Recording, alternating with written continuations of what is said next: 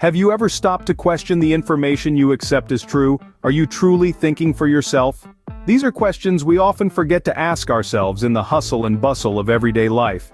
But let's pause for a moment and delve into the profound wisdom of Shwetabh Gangwar's The Rudest book ever. In this enlightening piece, Gangwar doesn't mince his words.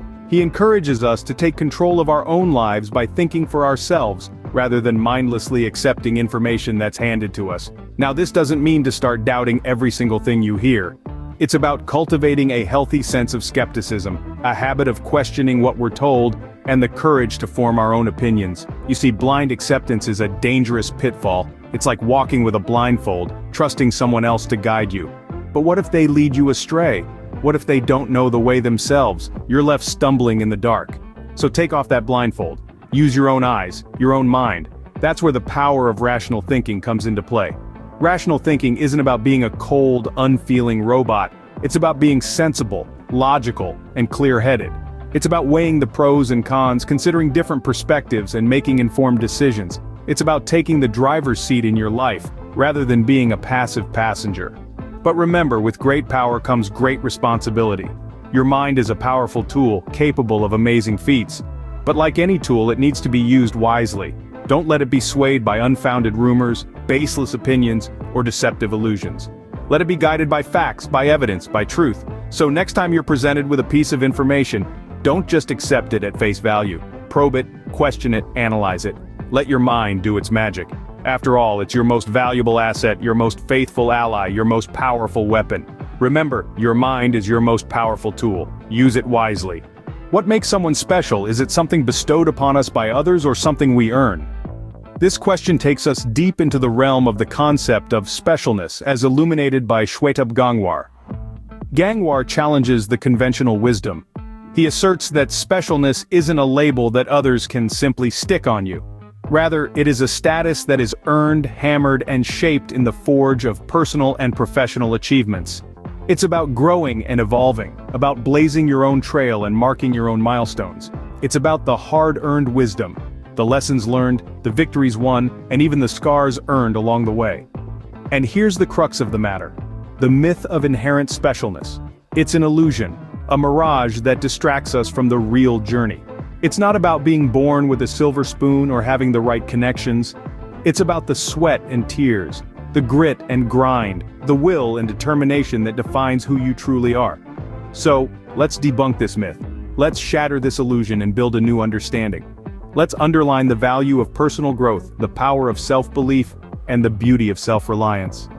Strive to be special in your own eyes, not in the eyes of others. What's more important, accumulating knowledge or the ability to think for oneself? This question draws a line between knowledge and intelligence. Knowledge, quite simply, is information. It's the facts, the data, the trivia you've collected over time. But intelligence? That's a different beast. Intelligence is the ability to think critically, to analyze, to question, to reason. It's the capability to use the knowledge you've acquired and apply it in diverse contexts, to solve problems, to innovate, to create. Gangwar, in his insightful book The Rudest Book Ever, emphasizes this distinction. He argues that we live in an era of information overload, where acquiring knowledge is easier than ever. But what good is all that knowledge if we can't think for ourselves, if we can't question the status quo, or interpret the world through our own lens? So, let's not just be collectors of information, let's be thinkers. Let's be problem solvers, let's be creators. Let's value our intelligence as much as our knowledge, if not more. After all, knowledge is power, but intelligence is the key to unlocking that power. How do you react to rejection and failure? Do you see them as setbacks or opportunities for growth? Now let's delve into Gangwar's perspective on these tough experiences. He emphasizes that rejection and failure are not anomalies or signs of weakness. Instead, they are normal parts of life that every person encounters. The key is not to avoid these experiences, but to embrace them, to see them not as the end of the journey, but as part of the path towards growth. Think about it. If you never face rejection, if you never fail, how would you learn? How would you improve? How would you know the true extent of your capabilities? Rejection and failure are not just obstacles, they are teachers. They offer lessons that success often hides. They reveal to us our shortcomings, our areas of improvement, and sometimes they even point us in the right direction. When we fail, we get a chance to reassess our approach, to rethink our strategies and to come back stronger. When we face rejection, we get a chance to build resilience, to develop a thick skin that can withstand the harsh winds of criticism and disappointment. So instead of fearing rejection and failure, embrace them. Welcome them as the challenging friends that they are, friends that push you to do better, to be better. Instead of seeing them as stumbling blocks, see them as stepping stones, each one taking you closer to your goal, each one making you stronger, wiser, and more resilient. And remember, every successful person has a story of failure behind them. Every masterpiece has drafts that didn't work out. Every achievement has a trail of attempts that didn't hit the mark. It's not the absence of failure that defines success, but the courage to keep going despite it. So the next time you face rejection or experience failure, don't let it bring you down. Don't let it define you. Instead, let it inspire you to strive harder, to aim higher, and to never give up. Embrace your failures. They are the stepping stones to your success. Do you embrace your quirks or try to hide them? It's a question that Shwetabh Gangwar asks us to consider. In his book, The Rudest Book Ever, he emphasizes the importance of embracing our own weirdness. Not just accepting it, but truly embracing it. Why? Because that weirdness, those quirks, they are what make us unique.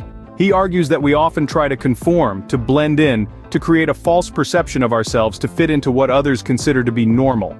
But is that really beneficial? Gangwar suggests otherwise. He believes that individuality and authenticity are far more valuable.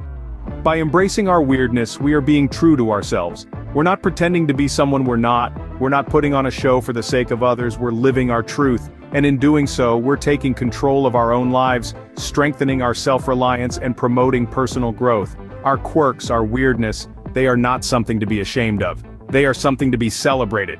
So, don't hide them. Flaunt them. Be proud of them. After all, they're a part of who you are. Be proud of your weirdness. It's what makes you, you,